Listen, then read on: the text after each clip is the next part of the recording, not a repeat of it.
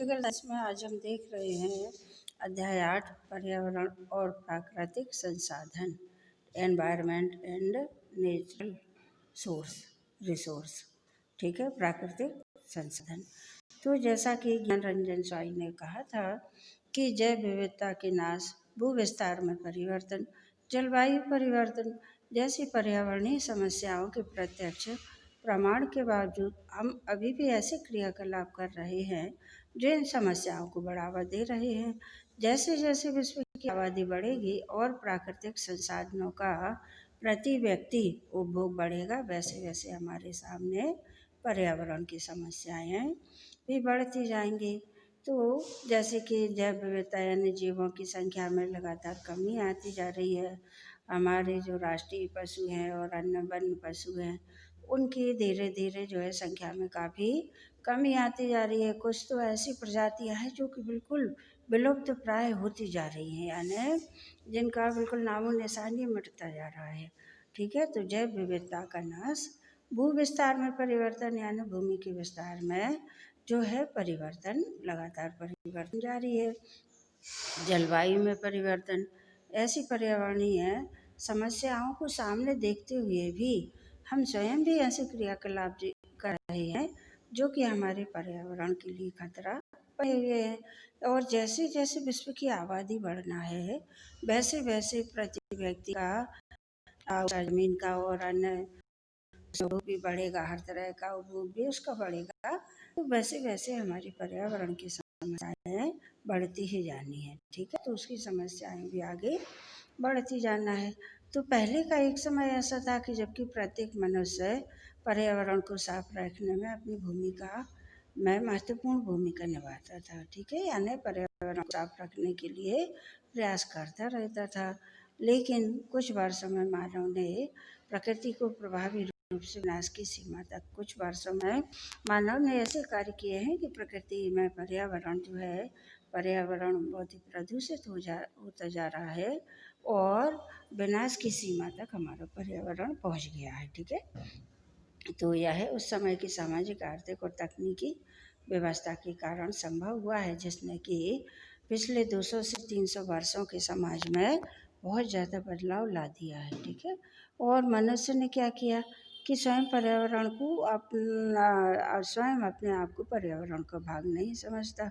इसी अलगाववादी विचारधारा के कारण पर्यावरण की बहुत सी समस्याएं पैदा होती जा रही हैं। और इसमें सुधार हो सकता है, किसी के कहने से सुधार नहीं होता। इसमें सुधार जब हो सकता है जबकि प्रत्येक व्यक्ति ये सोच ले कि वह पर्यावरण का अभिन्न अंग है और पर्यावरण को सुरक्षित रखना यानी मनुष्य का स्वयं अपने जीवन को सुरक्षित रखना है। तो अपनी महत्वपूर्ण भूमिका निभाकर प्रत्येक व्यक्ति हमारे पर्यावरण को स्वच्छ रख सकता है। ठीक है, अब पहला इसी में पॉइंट आता है पर्यावरण, वनों की कटाई का पर्यावरण पर दुष्प्रभाव। ठीक है, दुष्प्रभाव यानी बुरा प्रभाव। तो हाल के वर्षों में हम देख रहे हैं कि वनों में बहुत तेज़ी से कटाई आती जा रही है और भारत का 20.4% ही वन क्षेत्र है। ठीक है, और जबकि भौगोलिक मापदंड के अनुसार कितना होना चाहिए, 33 होना चाहिए कम से कम वन क्षेत्र। 100% भूमि का 33% वनों से आच्छादित होना चाहिए, जबकि भारत का केवल 20.4% ही है। तो ऐसी स्थिति में यदि 70 मिलियन क्षेत्र में वनों का रोपण किया जाए, वृक्षारोपण किया जाए, तब कहीं भारत का 33% हिस्सा वन क्षेत्र बन सकता है। ठीक है, और यदि इस लक्ष्य को 15 वर्षों में प्राप्त किए जाने की योजना बनाई जाए तो कम से कम 5 मिलियन हेक्टेयर प्रति वर्ष की दर से हमें वृक्ष लगाना चाहिए। परंतु वर्तमान समय में 0.8 मिलियन हेक्टेयर प्रति वर्ष की दर से ही वृक्षारोपण हो रहा है। ठीक है, इस तरह से वृक्षारोपण भी बहुत ही कम मात्रा में हो रहा है, जबकि वनों की अंधाधुंध कटाई बहुत ही गैर कानूनी तरीके से की जा रही है। तो वन भूक्षेत्र की प्राकृतिक छतरी है, यानी वन जो है जमीन की या भूमि के क्षेत्र की प्राकृतिक छतरी है। ठीक है, जो कि प्रकृति में स्वयं निर्मित हुई है और यह भू क्षेत्र की उसी तरह से रक्षा करती है जिस तरह से कि छाता हमारी बरसात में पानी हवा से रक्षा करता है। तो इस रूप में ये वर्षा की बूंदों से होने वाले क्षरण से पृथ्वी को बचाती हैं। और बारिश से जो पृथ्वी का कटाव होता है, जो मिट्टी का कटाव होता है, तो ये वन उस कटाव को बचाते हैं। ठीक है। वर्षा की बूंदें पहले पत्तों पर गिरती हैं, जिससे पृथ्वी पर गिरते समय उनकी गति कम हो जाती है। ठीक है। जितने आवेग में ये उस पर गिरती हैं, आवेग में ये उस पर पत्तियों पर गिरती हैं, पौधों पर गिरती हैं, और जब ये ज़मीन पे आती हैं, भूक्षेत्र पे आती हैं, तो उनकी गति कम हो जाती है और इस प्रक्रिया में भूमि को कोई खास नुकसान नहीं पहुंचता, क्योंकि क्षरण की संभावना इसमें न्यूनतम होती है। और इसके अतिरिक्त वन जो है औद्योगिक प्रतिष्ठानों के धुएं से बड़े कार्बन डाइऑक्साइड का उपभोग करके पृथ्वी के तापमान में कमी लाते हैं। वन क्या करते हैं कि जो उद्योग धंधों से जो धुआं निकलता है, तो उसमें जो CO2 है, उसका उपयोग ये अपने प्रकाश संश्लेषण के दौरान भोजन निर्माण में कर लेते हैं, और प्रकाश संश्लेषण के दौरान ही CO2 लेते हैं और बदले में हमें प्राणदायिनी गैस ऑक्सीजन ही छोड़ते हैं, जो कि हमारे श्वसन के काम आती है। तो वनों की कटाई का पर्यावरण पर बहुत ज़्यादा प्रभाव पड़ा है। इसके दुष्प्रभाव कौन से? भूस्खलन की बढ़ती दर, यानी भूस्खलन की दर भी जो है बढ़ती जा रही है। ठीक है। यानी पृथ्वी की ज़मीन में कहीं कोई स्खलन या खदानों में विस्फोट या अन्य जगह से स्खलन या ज्वालामुखी ऐसी समस्याएं, ठीक है, तो इसकी दर भी बढ़ती जा रही है। और नदियों के जो तलछट है उनमें वृद्धि होती जा रही है। ठीक है। नदियाँ भी दिनों दिन जो है वैसी होती जा रही है, उनकी मिट्टी खिसकती जा रही है, तो उनके तलछट में वृद्धि होती जा रही है। और बाढ़ और सूखे में पर्याप्त समय का अंतर आ रहा है। ठीक है। बाढ़ भी बहुत समय बाद आती है, तो सूखे की आवृत्ति जो है बढ़ती जाती है, बारिश कम होती जा रही है। बाढ़ भी कुछ क्षेत्रों में ना के बराबर आती है, या बाढ़ से भी मिट्टी का कटाव हो जाता है, भयानक आती है किन्हीं हो क्षेत्रों में, तो उससे सूखे की आवृत्ति बढ़ती जा रही है, फसल को हमारी क्षति पहुंच रही है। भूमि की उपजाऊ शक्ति कम होने से उत्पादन में, फसल उत्पादन में बहुत कमी आती जा रही है, और औद्योगिक क्षेत्रों में कच्चे माल की कमी आती जा रही है, क्योंकि औद्योगिक क्षेत्रों में कच्चे माल वनों से प्राप्त होता है। अगला, इमारती लकड़ी की आपूर्ति, वनों से जो इमारती लकड़ी मिलती है उससे उसकी मात्रा भी अब दिनों दिन कम होती जा रही है, क्योंकि बन ही नहीं रहे हैं। वनों की कटाई अंधाधुंध अवैधानिक तरीके से हो रही है, तो इमारती लकड़ी की आपूर्ति में भी कमी हो रही है। पशुओं के लिए चारे से, तो वनों के ये बहुत से दुष्परिणाम है, जो कि बहुत विकराल समस्या के रूप में हमारे सामने खड़े हुए हैं। अगला है पर्यावरण संरक्षण और वैश्विक चेतना का विकास। तो हाल के वर्षों में पर्यावरण का मुद्दा एक अंतर्राष्ट्रीय मुद्दा बन गया है। अभी कुछ समय में हमारे पर्यावरण संरक्षण का जो मुद्दा है, तो अब वह अंतर्राष्ट्रीय यानी अन्य राष्ट्रों के लिए भी यह मुद्दा बन गया है। प्राकृतिक संसाधनों का बहुत अधिक दोहन, औद्योगिकीकरण यानी उद्योग धंधों को बढ़ावा देना, रासायनिक उर्वरकों और कीटनाशकों का अत्यधिक प्रयोग करना, ठीक है, केमिकल जो फर्टिलाइजर्स में जो केमिकल होते हैं और कीटनाशी दवाइयाँ जो होती हैं, तो उनका खेतों में अधिक उपयोग हो रहा है, तो उससे भी पर्यावरण भी हमारा प्रभावित हो रहा है। और विकासशील देशों में आवास और स्वास्थ्य के खराब स्तर और कुपोषण की स्थिति ने विश्व को इस बात के लिए बाध्य कर दिया है कि पर्यावरण संरक्षण को सर्वोच्च प्राथमिकता पर रखा जाए। ठीक है। तो जो विकासशील देश हैं, तो वहाँ पर आवास की असुविधा है, तो आवास के लिए मकान भी बहुत अधिक ज़मीन पर बनते जा रहे हैं, और स्वास्थ्य का खराब स्तर भी है, कुपोषण की स्थिति भी है, तो इससे पर्यावरण संरक्षण को प्रभावित कर रहे हैं सारी चीज़ें।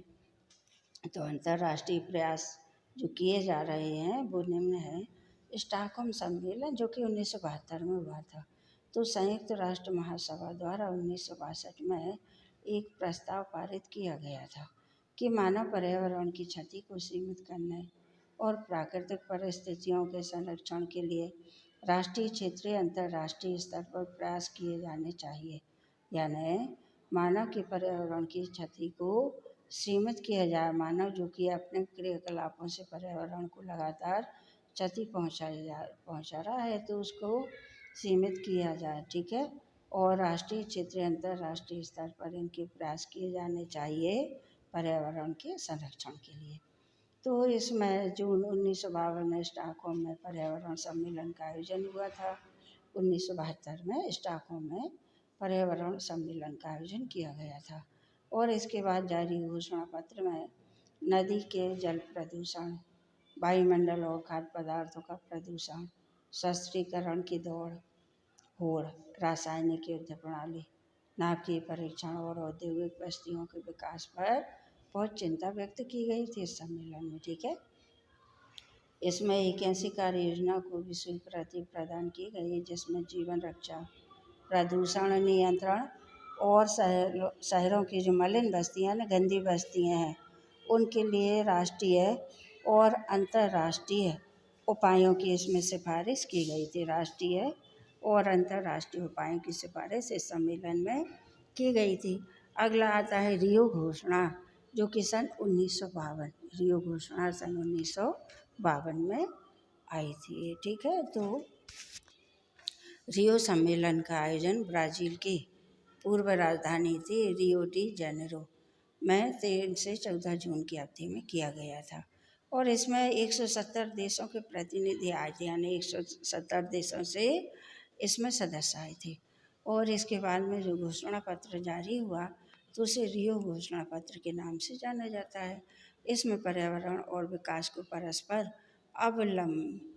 अंतर्विलंबित माना गया है ना। पर्यावरण और विकास दोनों एक दूसरे से संबंधित हैं। ठीक है, पर्यावरण अगर साफ रहेगा तो विकास भी तेजी से होगा, तो ये अंतर विलंबित माना गया। पृथ्वी के पर्यावरण की सुरक्षा के लिए राष्ट्रों के अधिकार और कर्तव्य का इसमें निरूपण किया गया था। तो इसमें ये बातें थी कि सतत विकास के लिए पर्यावरण की सुरक्षा आवश्यक है। अगला, पर्यावरण की रक्षा के लिए विकसित देशों की अधिक जिम्मेदारी बनती है। अन्य विकासशील देशों की अपेक्षा विकसित देशों की अधिक जिम्मेदारी बनती है। अगला है, राज्यों को पर्यावरण संरक्षण के लिए कानून बनाना चाहिए और इनको जो क्षति पहुंचाते हैं तो उनको दंडित किया जाना चाहिए या सजा दी जानी चाहिए। अगला था, शांति, विकास और पर्यावरण रक्षण एक दूसरे पर अवलंबित हैं और अविभाज्य हैं। यानी शांति, विकास और पर्यावरण की सुरक्षा तीनों एक ही चीज़ें हैं और तीनों का एक दूसरे से संबंध है। ठीक है, और पर्यावरण की सुरक्षा करके भी हम अपने देश में शांति और अपने देश का विकास कर सकते हैं। ठीक है, अगला आता है बच्चों क्योटो प्रोटोकॉल, जो कि 1997 में KYOTO क्योटो प्रोटोकॉल। तो जलवायु परिवर्तन पर एक अंतर्राष्ट्रीय सम्मेलन जापान में 1 दिसंबर से 15 दिसंबर 1997 तक किया गया था और इसमें 150 राष्ट्रों के सदस्य आए थे। इनके प्रतिनिधियों ने विस्तृत विचार विमर्श के बाद में ग्रीन हाउस गैसों के उत्सर्जन को सीमित करने के लिए एक संधि तैयार की थी, जिसे क्योटो प्रोटोकॉल कहा जाता है। इस संधि में कौन कौन सी बातें थी? प्रोटोकॉल में उत्सर्जन स्तर के विषय में विस्तृत प्रावधान किए गए और यह प्रावधान किया गया कि सन 2012 तक अमेरिका अपने उत्सर्जन स्तर में 7%, यूरोपीय संघ के सदस्य 8%, कनाडा 6%, जापान 6% की कमी लाएंगे और रूस को अपने उत्सर्जन स्तर 1990 के स्तर पर लाने के लिए निर्देश दिए गए थे। ठीक है, तो विकासशील देशों के लिए ऐसा कोई स्तर निर्धारित नहीं था, परंतु ये कहा गया था कि ये भी अपने उत्सर्जन स्तर का मापन अवश्य करें, यानी इनको भी सीमित करना चाहिए, जिससे कि पृथ्वी पर ग्रीन हाउस गैस है, ठीक है, की मात्रा बढ़ रही है। ठीक है, ग्रीन हाउस गैसों की मात्रा जिन पर बढ़ रही है, ठीक है, जिनसे यानी पृथ्वी का तापमान बहुत बढ़ रहा है, तो ऐसी इन पर क्रियाएँ करनी चाहिए जिससे कि इनकी मात्रा में कमी हो। कटौती सभी ग्रीन हाउस गैसों के बारे में लागू अगला प्रावधान था। तो अब तक 157 राष्ट्र क्योटो प्रोटोकॉल या संधि की पुष्टि कर चुके। भारत ने 2002 में इस पर हस्ताक्षर किए और अमेरिका और ऑस्ट्रेलिया ने अभी तक इस पर हस्ताक्षर नहीं किया। ये कानूनी आधार के स्थान पर स्वेच्छा से ग्रीन हाउस गैसों को कम करने पर जोर दे रहे हैं। ठीक है, अगला है कोपेनहेगन सम्मेलन, जो कि 2009 में हुआ था। तो दिसंबर 2009 में तीसरे सप्ताह में जलवायु परिवर्तन पर एक सम्मेलन रखा गया। ठीक है, 2009 के तीसरे सप्ताह में जलवायु परिवर्तन पर एक सम्मेलन हुआ। इसकी समाप्ति पर कोपेनहेगन घोषणा पत्र जारी किया गया। 28 राष्ट्रों द्वारा बना ये घोषणा पत्र 188 देशों ने इसे स्वीकार कर लिया था। ठीक है, इसको 28 राष्ट्रों ने बनाया था और ऐसे 188 देशों ने इस घोषणा पत्र को स्वीकार कर लिया था। अगला है, यह कहा गया है कि कार्बन डाइऑक्साइड द्वारा पैदा प्रदूषण 2 डिग्री सेल्सियस से कम करने का लक्ष्य होना चाहिए, जितना कि पूर्व औद्योगिक समाज में था। यानी कार्बन डाइऑक्साइड जो प्रदूषण फैलाती है तो वह 2 डिग्री से कम होना चाहिए। इसका कुल इतनी CO2 उत्सर्जित होनी चाहिए कि उसका तापमान जो है 2 डिग्री से कम हो। ठीक है, लक्ष्य रखा गया था। कोपेनहेगन के अंतर्गत विकासशील देशों के संदर्भ में सहायता करने के उद्देश्य से $30 बिलियन को फर्स्ट स्टार्ट फंड की स्थापना की गई थी डॉलर से। तो विकसित देशों ने इस फंड में योगदान करने की घोषणा की। जापान और यूरोपीय यूनियन ने इस फंड में क्रमशः 15 और $10.5 बिलियन देने की घोषणा भी की थी और अमेरिका ने $1 बिलियन देने का वचन इसमें दिया था। ठीक है, अगला आता है पर्यावरण के संबंध में पेरिस जलवायु सम्मेलन। तो 30 नवंबर से 11 दिसंबर 2015 के बीच विश्व के 190 देश फ्रांस की राजधानी पेरिस में एकत्रित हुए ताकि विश्व स्तर पर ग्रीन हाउस गैसों के उत्सर्जन पर सबकी सलाह से कोई संधि या समझौता हो सके। तो सभी देश कार्बन उत्सर्जन के स्तर में जल्द से जल्द कमी लाने पर तो सहमत हुए और यह निर्णय लिया गया कि ग्रीन हाउस गैस और उनके स्रोत के बीच में संतुलन बनाया जाना चाहिए। यानी ग्रीन हाउस गैसें जो हैं वो कहाँ से निकल रही हैं, तो उनके स्रोत के बीच में संतुलन और वैश्विक तापमान को आगे 1.5 डिग्री सेल्सियस पर सीमित करने का लक्ष्य। यानी जो ग्रीन हाउस गैसें हैं उनसे तापमान 1.15 डिग्री सेल्सियस तक सीमित होना चाहिए। फिलहाल राष्ट्र वैश्विक तापमान को यानी और वर्तमान में राष्ट्र जो है 2 डिग्री तक करने पर सहमत हो गए हैं। ठीक है, तो इनमें ये भी तय हुआ कि कार्बन उत्सर्जन में कमी लाने के लिए विकासशील देशों को हर वर्ष $100 अरब की मदद की जाएगी और जिसे बढ़ाया भी जा सकता है। यानी विकसित देश विकासशील देशों को हर साल $100 अरब की आर्थिक सहायता देंगे। किस लिए? कार्बन उत्सर्जन में कमी लाने के लिए। तो भारत और चीन जैसे विकासशील देश 2 डिग्री सेल्सियस के नीचे के लक्ष्य और भविष्य में 1.5 डिग्री सेल्सियस के लक्ष्य के पक्ष में कभी नहीं थे और न आज हैं। ये लंबी अवधि के लिए कोयले से ईंधन हासिल करने की अनुमति चाहते हैं। ठीक है, ये लंबी अवधि के लिए चाह रहे हैं कि कोयले से ईंधन प्राप्त हो और ज़्यादातर देशों ने अपनी ओर से शीघ्र ग्रीन हाउस उत्सर्जन के लिए लक्ष्य घोषित किया है और इसके लिए इन्होंने स्वयं अपना बजट भी रखा है। तो भारत स्वयं भी इसमें सम्मिलित है और भारत ने कहा है कि यदि विकसित देश स्वच्छ ऊर्जा के लिए वित्तीय सहायता उपलब्ध कराएं तो वह कोयले पर निर्भरता अपनी कम कर सकता है। भारत ने ये भी कहा कि विकसित देशों से अगर उसे मदद मिल जाएगी तो वह अपनी इसमें कार्बन का जो उत्सर्जन है उसमें वह कमी ला सकता है। ठीक है, और अब तक जितने भी सम्मेलन हुए हैं तो उनमें 98% वैज्ञानिक मानते हैं कि पृथ्वी का गर्म होना, ग्लोबल वार्मिंग और जलवायु सब एक दूसरे से संबंधित रहते हैं। ग्लोबल वार्मिंग का आशय है समूचे ग्रह का तापमान बढ़ने से है। ग्लोबल वार्मिंग का मतलब क्या है कि सब जगह का तापमान बढ़ जाए। ठीक है, तो वो ग्लोबल वार्मिंग कहलाता है। यानी सभी देशों के तापमान में लगातार वृद्धि होने से तो वो ग्लोबल वार्मिंग कहलाता है। ठीक है, तो ग्लोबल वार्मिंग का आशय, जबकि जलवायु परिवर्तन से आशय है जलवायु के लक्षणों में आए परिवर्तन। ठीक है, इन दोनों में थोड़ा सा अंतर है, ग्लोबल वार्मिंग और जलवायु परिवर्तन। तो इनमें जैसे तापमान है, आर्द्रता है, वर्षा, हवा और लंबे समय तक रहने वाली मौसमी अवस्थाएं जलवायु परिवर्तन में शामिल होती हैं। सरल शब्दों में यदि देखा जाए तो CO2 के उत्सर्जन से पृथ्वी गर्म होती है। तो जलवायु परिवर्तन प्रारंभ हो जाता है ना। जलवायु परिवर्तन कब होता है? पृथ्वी के तापमान में परिवर्तन से। तो पर्यावरण की सुरक्षा के लिए वैश्विक कार्यसूची निम्न है, ठीक है, यानी पूरे विश्व में जो सब देशों को इन बातों पर ध्यान देना है। वो सूची ये है: कार्बन उत्सर्जन को सीमित किया जाए। दूसरा, ऐसी तकनीक का विकास किया जाए जिससे पर्यावरण प्रभावित ना हो। अगला है पर्यावरण को प्रदूषण को हर तरह से रोकना चाहिए।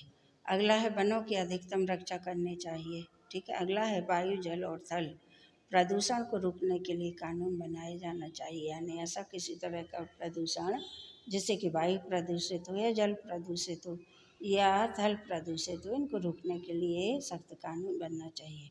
अगला पर्यावरण शिक्षा का अधिक यानी अधिक से अधिक लोगों को पर्यावरण के बारे में शिक्षा दी जानी चाहिए।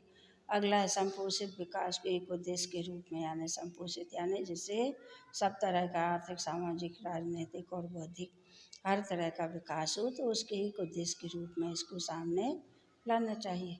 राज्यों को ऐसी तकनीक विकसित करने के लिए प्रेरित करना चाहिए जो कि पर्यावरण को दूषित ना करें। ये सब बातें इसमें रखी गई थी, ठीक है बच्चों। पर्यावरण के सम्मेलन जो हुए थे जगह जगह, तो उनमें पर्यावरण सुरक्षा की जो वैश्विक सूची थी, विश्व की जो कार्यसूची थी, तो उसमें निम्न बातों को रखा गया था। अगला है परंपरागत और साझी संपदा या संसाधनों पर संघर्ष, ठीक है। तो हर राज्य अपनी संपदा और प्राकृतिक संसाधनों का स्वामी होता है, यानी मालिक होता है अपनी संपदा का और प्राकृतिक संसाधनों का। तो इसलिए किसी राज्य में पर्वत, नदियाँ, वन, खनिज राज्य की संप्रभुता के अधीन होते हैं और यही राज्य की आय का मुख्य साधन होते हैं। लेकिन कुछ संपदाएं ऐसी होती है जो किसी राष्ट्र विशेष की ना होकर पूरे मानव समुदाय की होती है, तो जिसे साझी संपत्ति कहा जाता है। जैसे संयुक्त परिवार का चूल्हा है, चूल्हे पे एक चूल्हे पे पूरे परिवार का खाना बनता है। चारागाह है, या चारागाह में सभी जानवर जो है चारा भूसा खाते हैं और घास खाते हैं। मैदान है, मैदान पे सभी मनुष्य, जानवर सब कुछ होते हैं, वृक्ष भी। कुआँ है या नदी है, साझी संपदा के उदाहरण के रूप में आते हैं। तो इस प्रकार विश्व के कुछ हिस्से जो है और क्षेत्र किसी एक देश के संप्रभु क्षेत्राधिकार से बाहर होते हैं, लेकिन उनका प्रबंधन साझे तौर पर अंतर्राष्ट्रीय समुदाय द्वारा किया जाता है, ठीक है। यानी किसी राष्ट्र या देश के नहीं होते हैं, वो अंतर्राष्ट्र के यानी अंतर्राष्ट्रीय समुदाय उन पर नियंत्रण करता है और वो संपूर्ण विश्व के लिए होते हैं। जैसे वायुमंडल है, अंतरिक्ष है, खुला समुद्र है, अंटार्कटिका है आदि, ये क्या है? ये साझी संपत्ति कहलाती है। इन्हें वैश्विक संपदा या मानवता या साझी विरासत कहा जाता है, ठीक है। तो इनमें ये है कि ऐसे संसाधन की प्रकृति, उपयोग के अवसर और रखरखाव के संबंध में समूह के हर सदस्य को समान अधिकार प्राप्त होते हैं और सभी को समान जिम्मेदारियां भी निभानी पड़ती हैं। अधिकार मिलते हैं तो उनके साथ में हमको जिम्मेदारी भी निभानी पड़ती है। कोई राज्य साझी संपदा या संसाधनों का उपयोग नहीं कर सकता जो आगे चलकर पूरे समुदाय को हानिकारक हो। यानी इनमें से जैसे वायुमंडल है, अब वायुमंडल में किसी राष्ट्र द्वारा परमाणु परीक्षण किया जाए तो उससे अन्य सबको हानि हो सकती है मानव समुदाय के लिए। तो ऐसी कोई भी क्रियाकलाप नहीं कर सकता है जो कि पूरे समुदाय के लिए जो हानिकारक हो, ठीक है। तो वैश्विक या साझी संपदा की सुरक्षा के सवाल पर पूरे राष्ट्र एक मत नहीं है, सबका मन अलग अलग, मत अलग अलग है, ठीक है। तो इसमें कुछ महत्वपूर्ण समझौते हुए भी हैं, जैसे अंटार्कटिका संधि है, मॉन्ट्रियल प्रोटोकॉल है, अंटार्कटिका पर्यावरणीय प्रोटोकॉल है। तो ये कुछ समझौते महत्वपूर्ण इनमें हो चुके हैं, ठीक है। तो मानवता की साझी विरासत पर राज्यों का समूह अपना अधिकार नहीं कर सकता, ठीक है। ऐसे कुछ देश हैं जैसे Britain, France, Norway, Chile, Australia, ये मानते हैं कि अंटार्कटिका उनके अधीन है, ठीक है, क्योंकि इनमें प्राकृतिक संसाधन यानी वन वगैरह, ठीक है, और खनिज जो कि ज़मीन में पाई जाती हैं, जो तत्व या जो खनिज धातुएं पाई जाती हैं, तो वो भरमार है। परंतु किसी राज्य को अधिकार नहीं है कि वह यहाँ खुदाई कर सके और इनको निकाल सके, ठीक है। तो और यदि ऐसा हुआ तो पर्यावरण वाले मानते हैं कि ऐसा हुआ तो प्राकृतिक संतुलन बिगड़ जाएगा और जिससे मानव को प्रलय का सामना करना पड़ेगा। अगला है बाहरी अंतरिक्ष।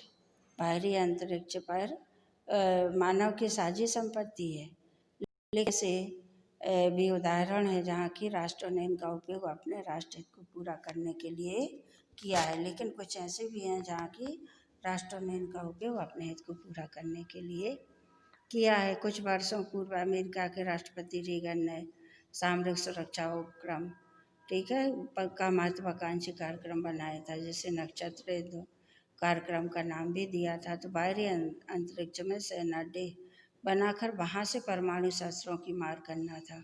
तो सोवियत संघ के राष्ट्रपति गोर्बाचोव की आपत्ति के बाद में अमेरिका को अपना यह कार्यक्रम रोकना पड़ा था।